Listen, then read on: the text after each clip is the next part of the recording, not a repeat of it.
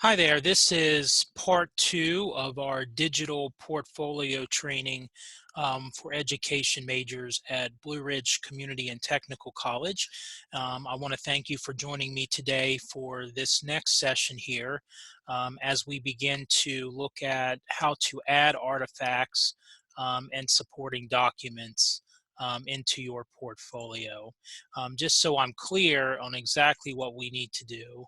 I just want to point out to you um, our training objectives for this particular video.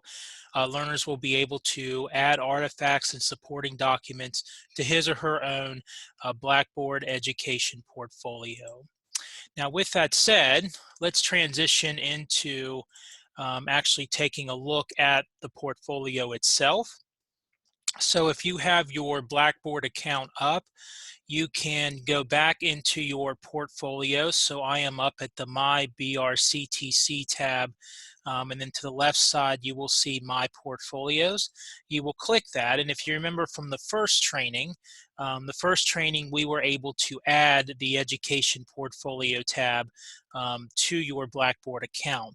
Now today, we don't need to add anything else to it. Rather, you just need to be able to edit and add your supporting documents into it. So on this screen, you will click Edit where it says Edit Education Portfolio. When you click that, you will then get a chance to see the entire education portfolio. Now you can do a couple things here on this screen. You can go through each education course and see all of the key assessments, hour log sheets, dispositional assessments, all of that here, as well as your final semester required documents. You will see all that here as well on your screen, and you can certainly click one of them. And the key to this training is when you do click one of them, you need to figure out how to add the artifact, because the whole point of a digital portfolio is to be able to add the artifact. And so if you click Add Artifact, and you may certainly choose either one here on your screen, but I'm going to choose the Philosophy of Education assignment from 150. I'm going to click the Add Artifact button there, and then you're going to get a separate screen.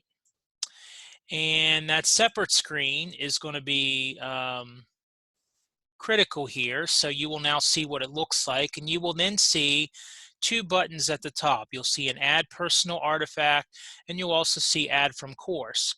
If you want to add something from your computer, you want to click Add a Personal Artifact. You will title it, and for this case, it would be Educational Philosophy. And you don't need to necessarily put a description in there, but you would then browse your computer, and you would of course then find where it is located and submit it otherwise. Once you do find it, you would click submit. Now I'm not going to click submit because I don't need to complete mine, but once you click submit, it would then show up that it is there. The other option would be, and let me go back into this for you, is you would also click the Add Artifact button.